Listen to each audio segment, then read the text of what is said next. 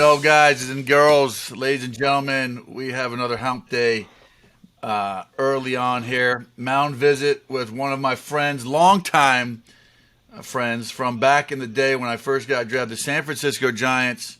Scott Linebrink, dude, thank you for jumping on with me. It's so good to see you. We need to do this more often, dude. It's terrible that I got to get you on a podcast to see your face, man.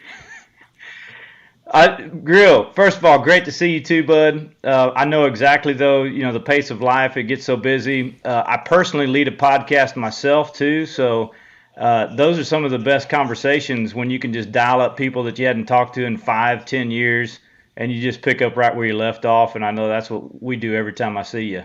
Yep. No, it's like being in the clubhouse, man. I miss those days where we're just sitting at each other's locker talking about nonsensical things or what we did last night, and do you believe this? And there's a lot of Scott Linebrink stories I could tell. I didn't play with you long enough, man. I got traded. I guess they liked you more than me, the Giants. That's the one thing I'm jealous of, dude. I don't know, seriously. I'm envious that I was so prideful that I got drafted by the Giants, but I never got to play for them, So, especially with that. Yeah, well, I got 3 games, so I didn't get much more than you did, and then they traded me off too. So we were good prospects. That's all we were. There you go. Good trade bait. Good trade bait right here. But listen, man, you had an unbelievable career. Let's just get all the baseball stuff out of the way because there's so much more to you. The person, Scott Linebrink, unbelievable stuff that he's doing.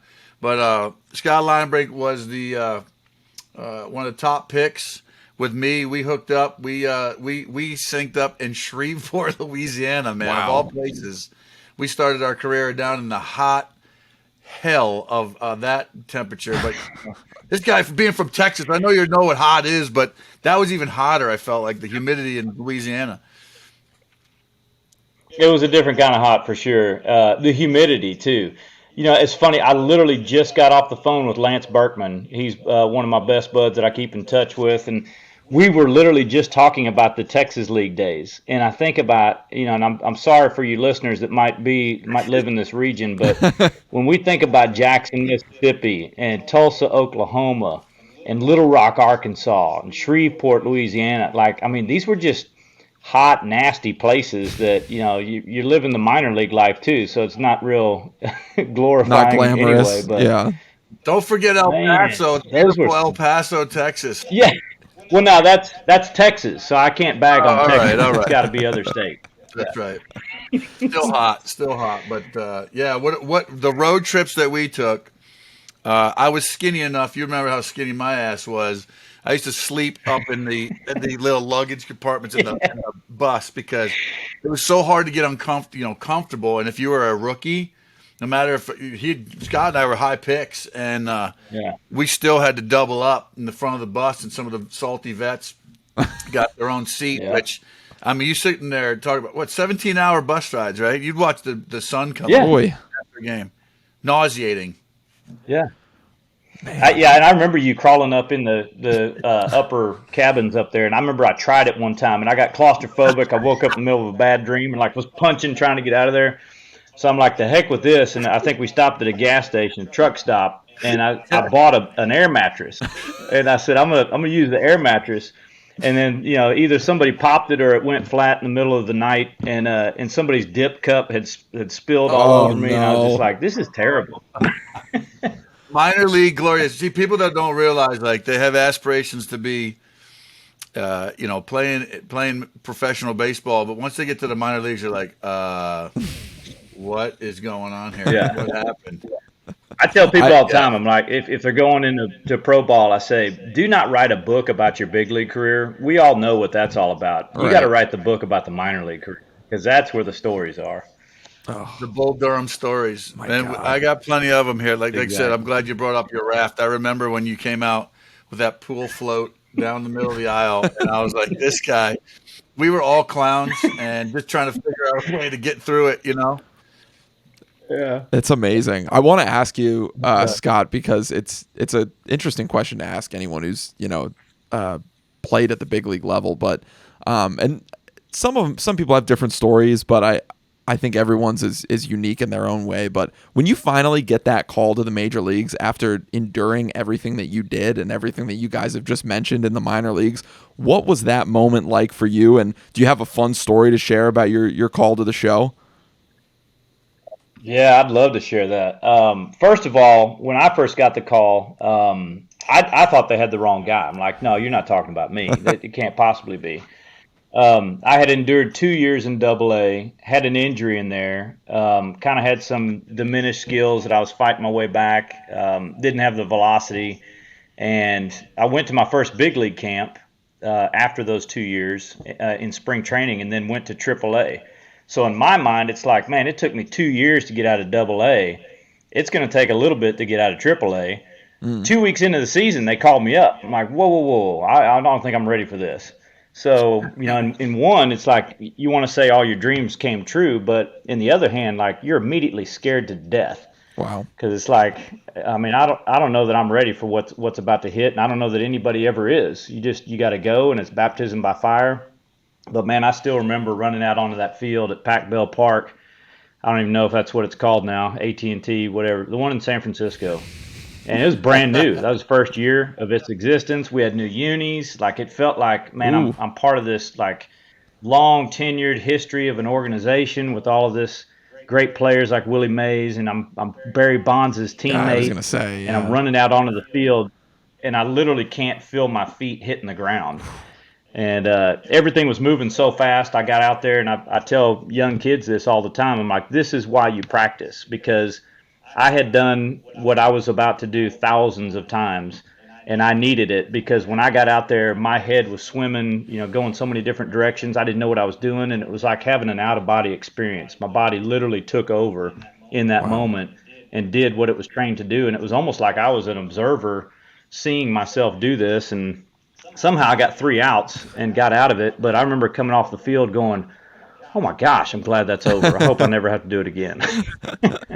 Well, hey, we just had but I did. Your buddy, you did, and you did it well for a long time, especially with the Houston Astros and White Sox afterwards. You got some nice contracts and made it a good career, man, so kudos to you. But we talked to Brandon Puffer. What a story he is, and a teammate and friend of yours, man. Wow. He told us about his legs being numb and what Jimmy Williams came out and told him about dinner plans and stuff like that. So you seemed to got out there. Figured it out on your own, but he had a little help from his friends in the dugout, came out and got him through the inning. But, man, what a great guy. Thanks for connecting us, man. Yeah. And I read his book on the plane, and I couldn't put it down just to think about, all the bad stories that we said just on the bus, and you sit there and go, flip it to what pages of what he's been through, man. What a story. And tell us a little bit more, expand upon what kind of guy he was and the guy you knew, because a probably totally different guy than he is now, and his growth as a human being. What a amazing story. The amazing thing, Grill, is Puffer has always been a great guy. Even when I knew him when he was first coming up, skinny kid just like me and you, got grand aspirations of making it to the big leagues. I was his roommate in spring training the first year that he came over to Houston. I think it was my second year with Houston. But, I mean, this guy, he would wake up in the morning, make his bed, get dressed, and I'm talking about, like, he's not just rolled into the clubhouse like some of these guys are now in their Lululemon sweats and, backwards hat. Like, this guy looked like he was going to a job interview every day. And just very serious and committed to his nutrition, his work habits, like in every aspect. I mean, this guy had it together, and then had a long career himself. And man, when I heard about the unfortunate circumstances around his life, it was almost unbelievable. I said that couldn't possibly happen to Puffer. But honestly, what it made me do was get real introspective and look at my own life. And, Grill, you mentioned the stories that me and you have. Man, bro, I'm glad that we made it through a lot of those stories. There was some really bad decisions in there. And I think about being, young 21-year-old kids, first time away from home. I mean, and giving a little bit of money, playing for a ball club. You're basically living in a frat house. Like, it was a recipe for disaster, and I'm not going to say that we navigated it well. Our frat house was terrible. I've been in Scottsdale since then, 20-plus years. I was just out there. at spring training and some things, and to go where we stayed next to the Scottsdale Mall. We used to eat at that Coco's Diner, and I think it was a Best Western, and they didn't have double up rooms. We tripled up rooms, and I remember I think it was me, you, and Damon Miner, right? Sloppiest room. I talk about cleaning it up. I was after a while. I was like, I can't do this no more, man. I almost thought about getting my own damn room, paying for it myself. These guys were just throwing wrappers on the floor. And I was like, this is like a pigsty, man. I got to tell a story real quick since you brought up Damon. I still remember leaving spring training, and it was like, we had our last night together, so you can imagine what a bunch of 21-year-old boys did out on the town. And we're waking up. We got to be on the bus at like 6 o'clock in the morning. Some of us are going off no sleep. We've been in a hotel room for 6 weeks, and you're literally trying to pack and throw everything together. And I remember just like throwing everything in a suitcase, and there was 2 buses. Damon had the later one. So I'm like, Damon, if I forgot anything, you get it. So we get to Shreveport, hours later, and I'm unpacking, and lo and behold, I got 1 shoe. I'm like, well, that's all right. Damon will get it. So Damon gets there. I'm like, Damon, did you see my shoe? He goes, yeah. I said, you get it? He goes, no. I said, why not? He goes, well, what good's 1 shoe going to do you? I'm like, you idiot. I've got the other one. But, that's the kind of stuff. But yeah, back to this story of Puffer. Going back to my career and the things that we were not paying attention to, the things that we did. I'm glad, that there's been growth since then. I'm glad for a reawakening of my own faith. That was a big journey for me, and kind of because I was raised in a Christian home and had a good foundation, but definitely had a period of wandering. And to get in a place kind of like what you're saying, Grilli, you wake up one day and you look around at this room that you're living in, it's a mess, and you think, man, I don't want to live like this anymore. I need to clean it up. And really that started for me a rediscovery of my faith. And I think I'm glad that I'm where I'm at now, but I certainly wouldn't want to go back to those days. We've got a lot of fun stories, but there's a lot of pain in there too, and unfortunate circumstances. But Puffer, man, he was able to come through that, and he's got an amazing message for young people that, it only takes one bad decision to ruin your life, and he's owned it, and he's doing great things by telling other people about it. Yeah, it's a great testimony, and if I may, air you out a little bit, there are some funny stories, Scott Linebrink stories, and I won't get too detailed, but in that, I can't remember. There's 2 things. There was a place we used to go all the time for that 70s night.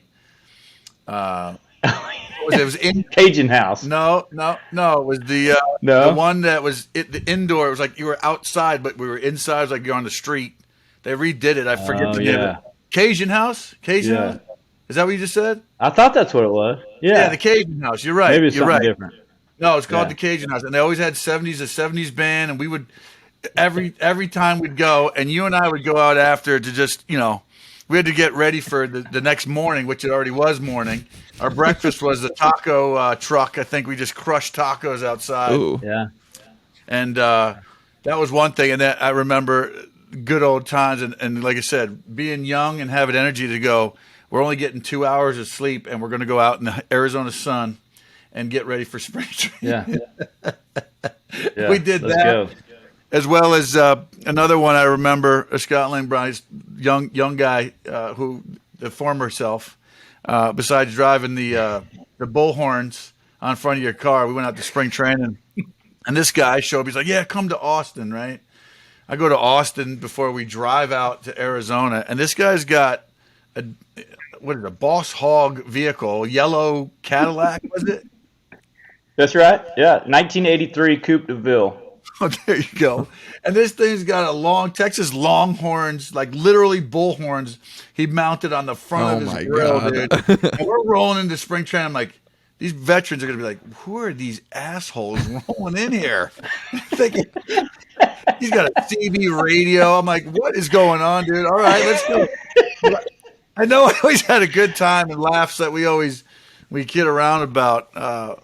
But yeah, this stuff that you just go, the nonsensical, it made no sense, stuff that you wouldn't get away with in the big leagues, or maybe now you do. I don't know. Hey, Grilli, you know what? Here's what's funny. That Cadillac has long since blown up. Oh, But a couple of years later, I was like, Oh man, I got man. to find another Cadillac. So I got on eBay and I ended up finding this guy up in Detroit. He's got a 1975 Cadillac Eldorado, older than the one I had, but it's burnt orange with white leather interior. I'm like, dude, I don't care how much this thing is, I'm getting it. I buy the thing, get it shipped down to Texas. Actually, I was in St. Louis at the time. I get it shipped to St. Louis, and the first thing I said was, I got to find a set of horns. So I literally, sitting in my garage right now, have a 1975 Cadillac with horns on the front. So when you come there you down, go. we'll take a cruise down memory There you lane go. for old See, time's sake. some things don't change, buddy. They don't change. You're Oh still, my still the god. same dude right there. See? Hey, do you still? Speaking of which, if you had to redo that one, I just want to know whatever historical landmark sign that we took in Shreveport that one night. I don't know if Yeah. we got that back or if we have to redo that one too. No, Allegedly, in case you remember? I don't know if the you remember authorities are this. listening. Yeah, no, and you're correct. I will own that. I did that. Grilli got called up though before the end of the season, and I'm cleaning out the apartment, and I find this historical marker sign that we had chosen to take home with us one night, We borrowed and it. We I borrowed immediately was overwhelmed with borrowed it. Yeah, and we did because I'm like I can't leave with this thing in here. It's incriminating evidence. So we it. Yeah, it was actually on had the a news. covert They were missing. operation. It was on the news that it was missing, so we Oh my decided we had to god. return I it to don't its know. rightful Yeah, place.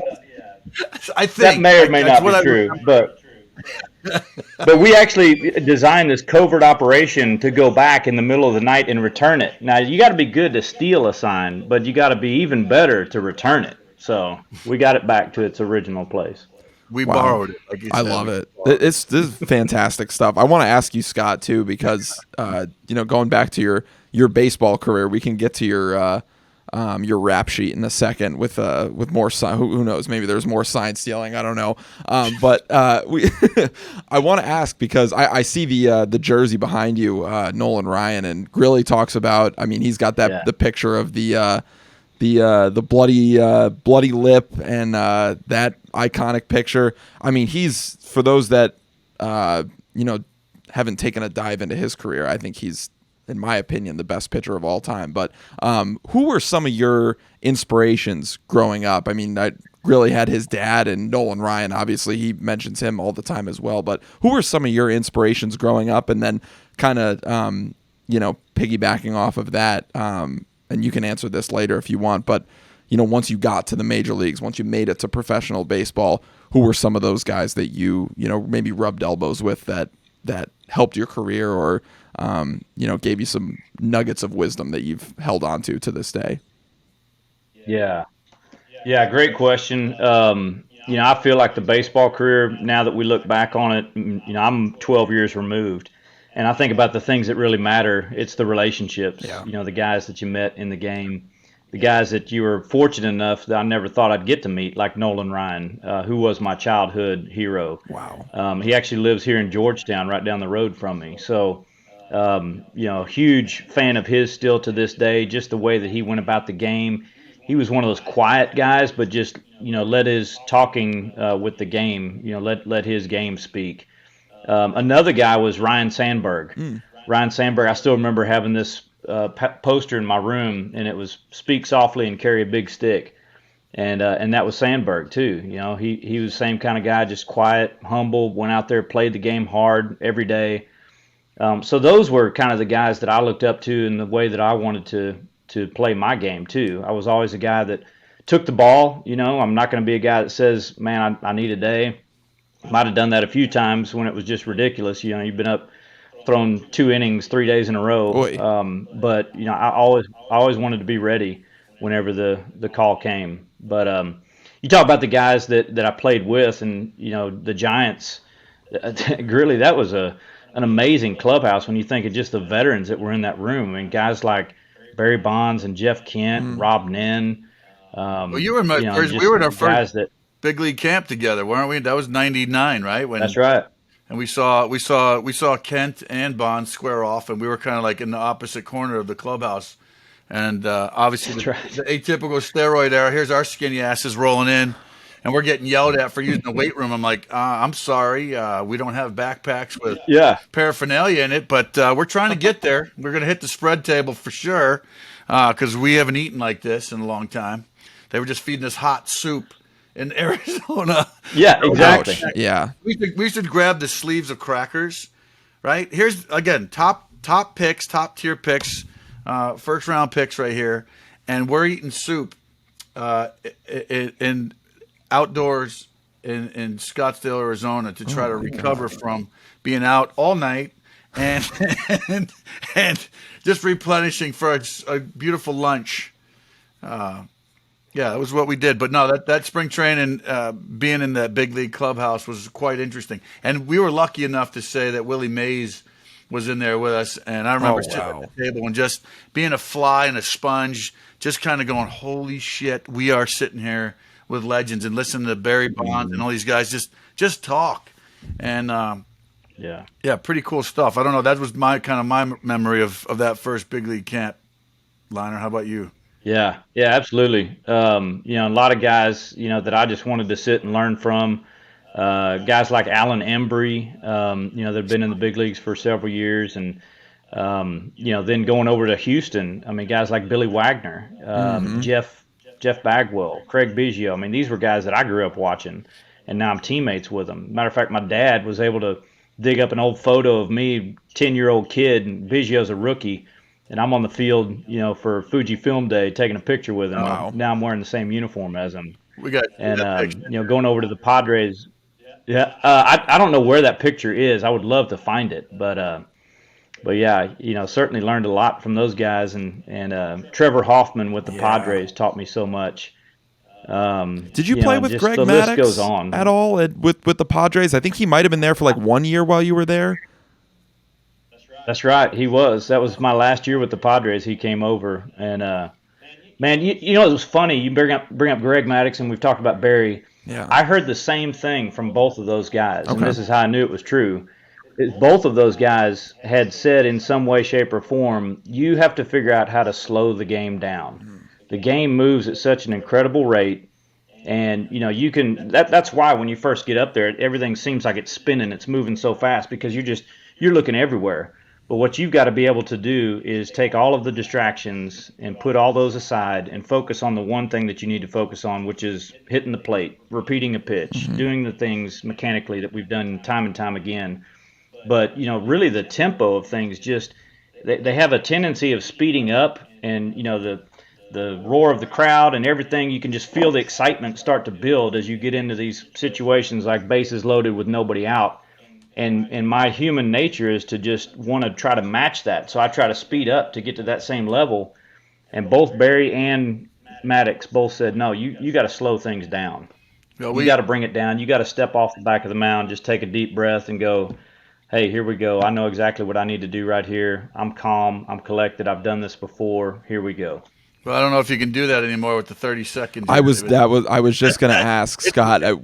We've talked about it with some of the guests that have joined us, and a lot of the guys who have been played in the major leagues in the past and still watch the game and everything like that. But what are your thoughts on the pitch clock? Because I think I'm Jason and I we got differing opinions. I don't mind it. I don't mind it because I like the pace of play in general, but I think what you said is really interesting because you said slowing the game down is so important, and you've got two of the greatest players of all time at their respective positions saying that that's such an important piece of the game. But I think, and I've watched it a couple of times watching baseball this year, sometimes you've got a young pitcher, for example, in the game, and he's starting to lose it.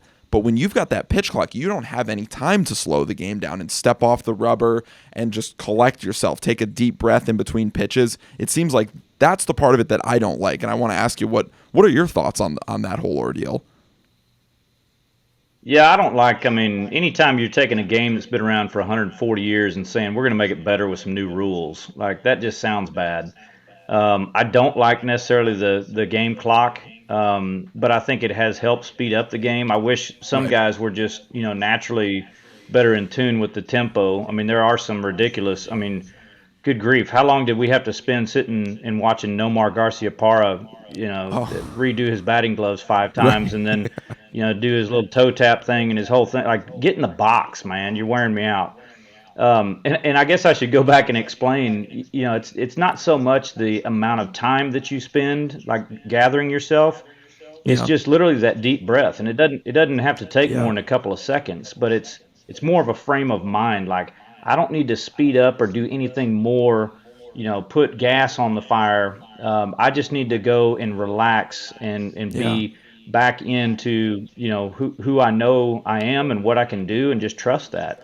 But I don't like the pitch clock. I don't like bigger bases. The only thing that I do like really is that they've taken away the shift.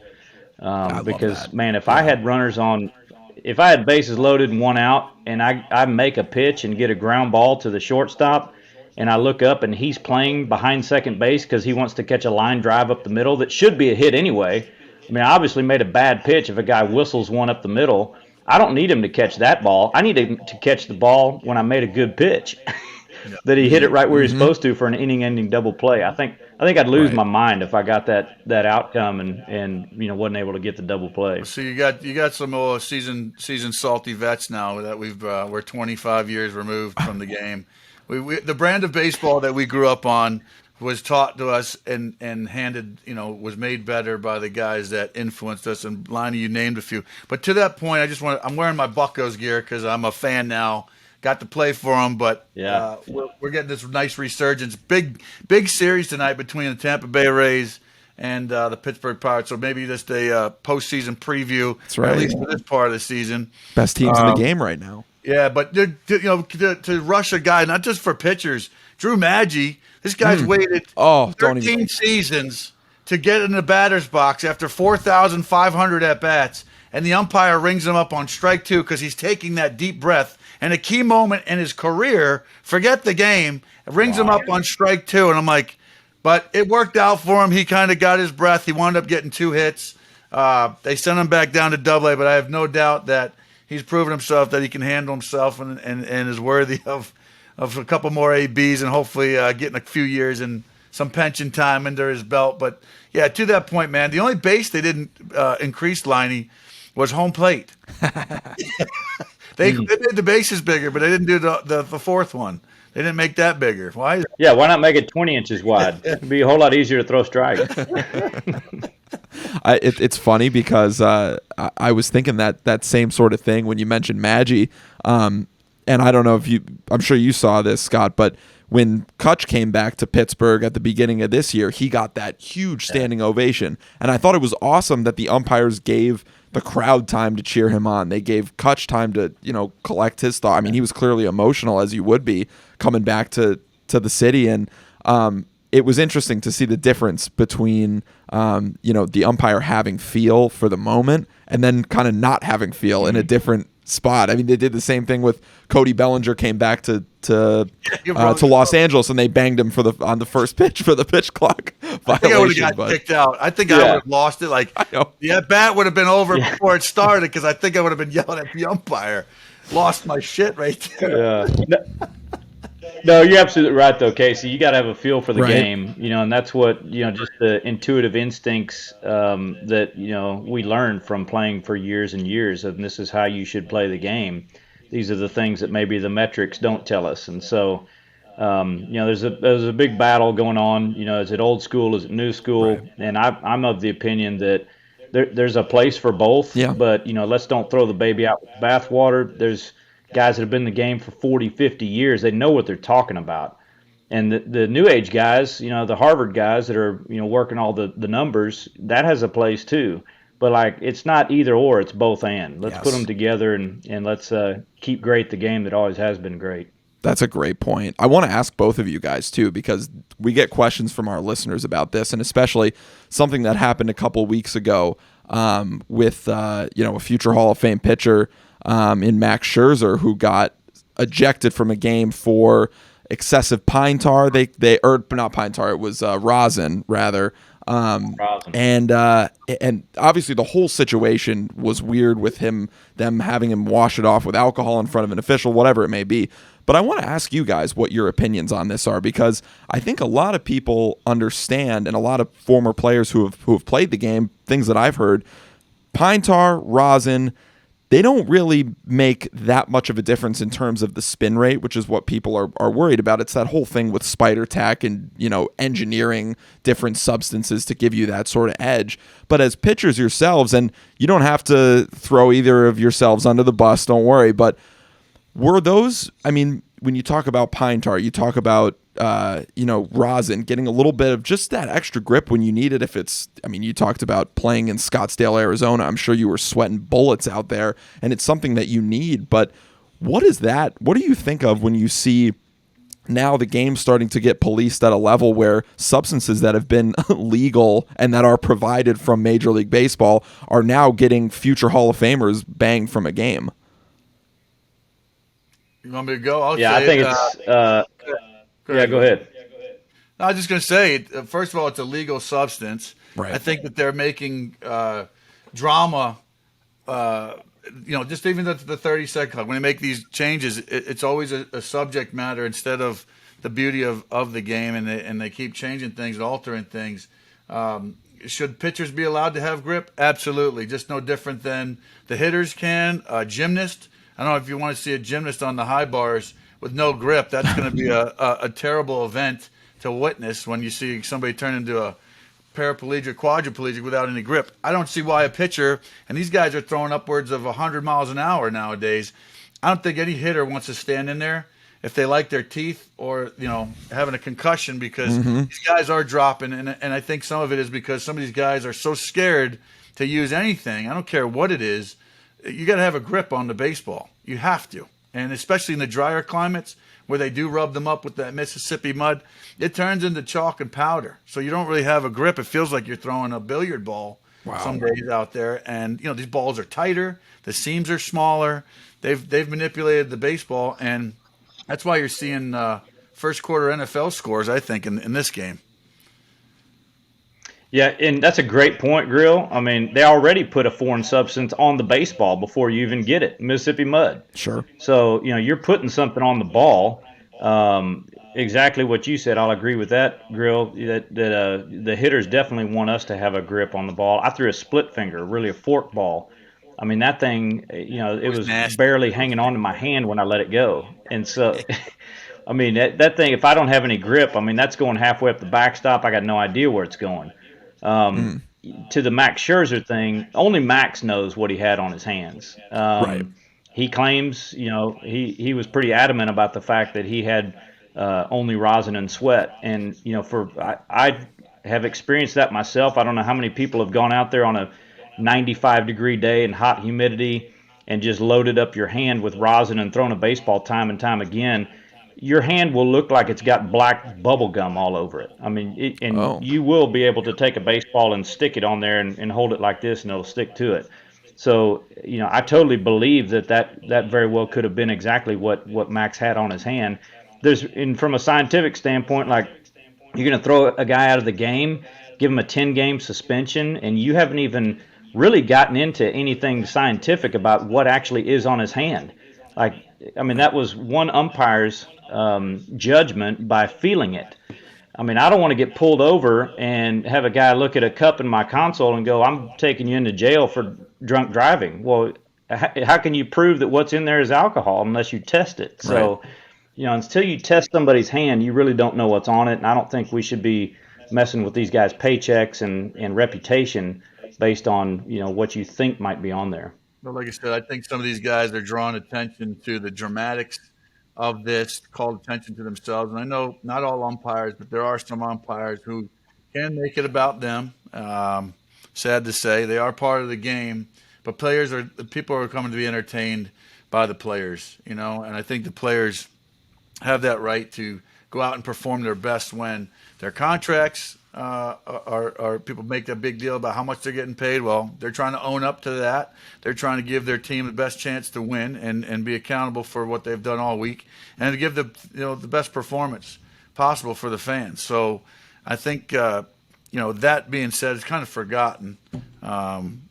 to a sense and to a degree. But yeah, I showed Brad Penny when I was in the Marlins with just rosin and sweat. I used to just go to the back of my head, and even towards my latter days, and in Miami, that rosin would cake up quick. He goes, dude, what's black all over your hands? I go, it's rosin. Just to your point, it's rosin. Yeah.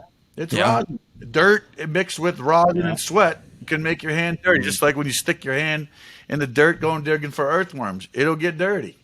So it's fascinating. I think, and the interesting even part about that is just it happened to be the same umpire. There's been 3 sticky substance ejections since they started cracking down on all this, and it's been the same umpire that's thrown everyone out. Oh, really? Yeah.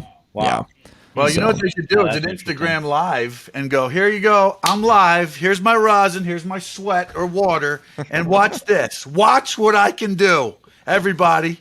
If you're claiming innocence, right, I'd be screaming. No different than if they were in front of Congress that it didn't take steroids.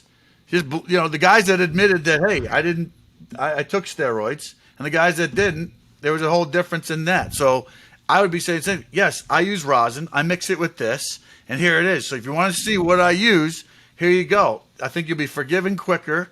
All this dramatics of, you're on every talk show being like, oh, my God, this guy's a cheater. This guy's had an unbelievable career. Right. You know what I mean?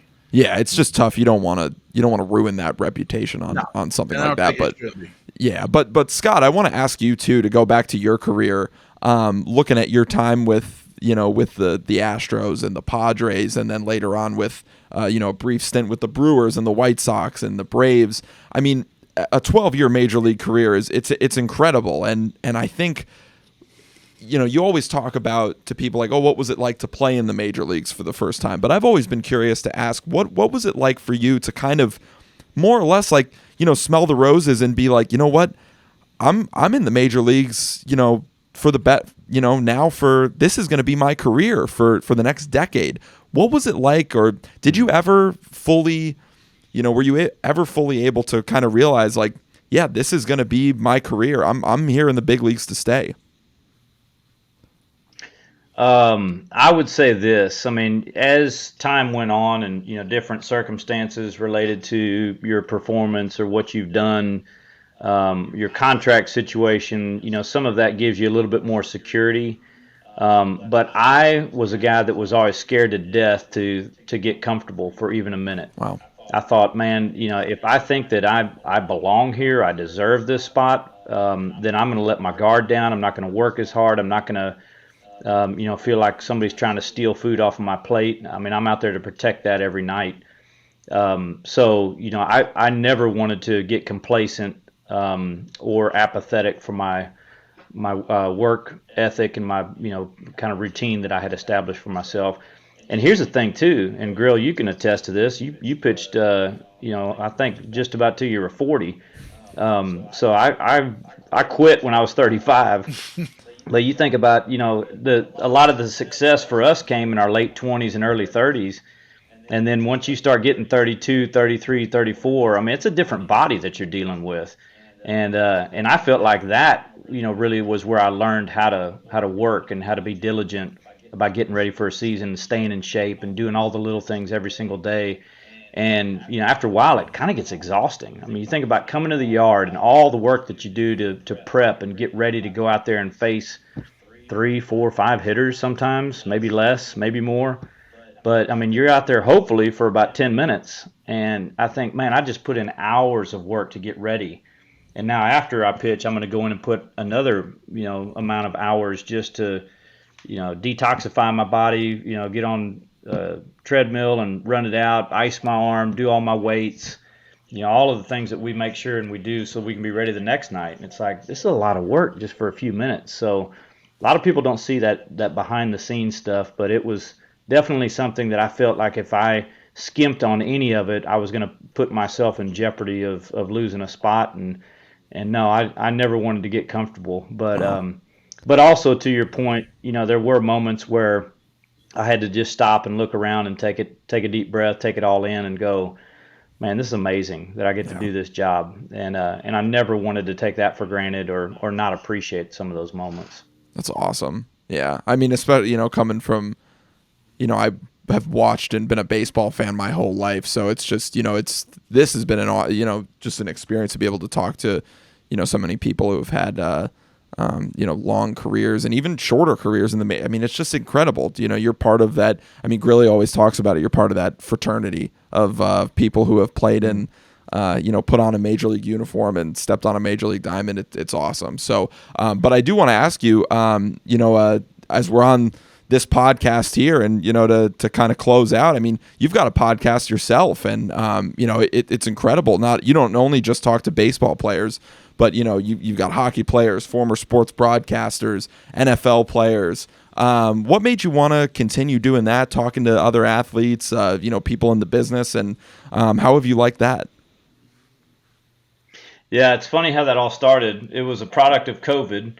So I'm sitting here at my desk right where I am today going, and I work for a nonprofit and, Nice. It's all about we making a relationship. Yeah, well, it's called Water Mission. We do clean water projects all around the world. Oh, that's great. I got involved after baseball and just really was captivated by the work that they do, ended up coming on staff with them. But really my job as an ambassador is to get out in front of people. And so when COVID hit, it's like, how in the world do I do my job? And one of my buddies actually had the idea. He's like, you got this new Zoom stuff. This was when Zoom was still pretty new. And he said, why don't you just get some of your old buddies over a Zoom call and record it and just talk about some of your experiences in baseball? And so, we started it like that. Sports Spectrum, which is a faith-based media outlet that really tells the stories of different athletes and they're from a faith perspective. They picked up on it. They saw a couple of these things that I did. I was calling them quarantine questions. Nice. So I think we had like Chris Davis and Matt Carpenter on there, Lance Berkman, and I was putting these things on a YouTube channel. Sports Spectrum saw it and said, hey, we really like what you're doing. Why don't you do a podcast for us? And so they have a whole podcast network. They have, I think, 6 different podcasts. So we decided to, I said, I'll do it. What do you want the topic to be? And so we kind of arrived at this idea of having guys talk about, and ladies, talk about what does it mean to serve? How does serving others, how has that benefited you? How has it taught you things in your life? How has it enriched your experience? And I really think that's the key to all of life, whether we're talking about it from a faith perspective or how to be a good teammate in a clubhouse. How can I take a moment out of my day to just do something for someone else to show them that they're more important than me and not be so me focused? And boy, what would our world look like if everybody did that today? Just focus on somebody else. So the title of the podcast is Get in the Game. And it's all about, how do we not just talk about what we believe and think, but how do we actually go out there and live it out on a daily basis? And it's all in the context of serving and giving back. Well, look over your left shoulder. Looks like that's one of the kids that you're serving there with your project, man, Mission Water. I know I've made a donation to that too. I think it's a great project. Yeah. Speaking of serving others, let's flip it back to, I know I've served up a couple long balls. We can end it on a funny note too. I don't know, who was your guy that no matter who stepped in the box, you were serving him every time he came up to the plate? Oh man, yeah. Gosh, there was a few guys that I just could not get out. John Olerud was one of them. Man. He got a hit off me every time, and not always a home run, but yeah, he just always put the bat on the ball. Yeah. Some guys that maybe weren't like huge stars, but you just couldn't get them out. Like I remember Josh Willingham. Could not get Josh Willingham out. I think he hit a couple home runs off me, but he always got hits in big situations. Jay Payton was another guy that hit a few home runs off me. Yeah, and Albert Pujols, never wanted to face him, that's for sure. But then there's other guys that like you had their number and you don't know why, because they were great hitters in their own right. Ichiro was one of those guys that, man, I'll face Ichiro because I feel like he always is a sucker for that high fastball, and I just run that thing up there and he'd swing through it. So it's just kind of weird sometimes. The guys that just they got your number, they see the ball well coming out of your hand, and no matter how many tricks you try, some of these guys, it's like maybe I'll just go out there left-handed this time and try to chunk it up there and see if I can get them out like that. Doesn't matter how much grip you got on the ball. It didn't matter. That's right. Right. Maybe throw dirt at them and try to blind them and then throw the pitch. There you That's go. the only thing that might work. I love it. Dang, Lonnie, man, it's so good. It just brings back such great memories, fond memories. And you're right. It's some of those early days are the ones that you remember the most. It gets kind of foggy when you play a long time. There's games I don't even remember being at, it feels like, in 20 years, and I'm sure you feel the same way. But we're very lucky to borrow it. I love what you're doing now. Continue up the awesome work, man. And one of my longtime teammates and locker mates, a lot of laughs. This guy loves to talk, man. So if you haven't tuned into his podcast, jump on that, man, and contribute to that lovely organization you're a part of. I think you're doing great stuff, man. God bless. Thanks so much, man. Thank you, Scott. Thanks, Grill. You bet. Yeah, thank you, Casey. Thanks, Grill. Always good to catch up with you, Grill. I know we're going to have more conversation. Yeah, I got to ride in that new ride. I got to make a trip to Austin so you can give me a ride like. Come on.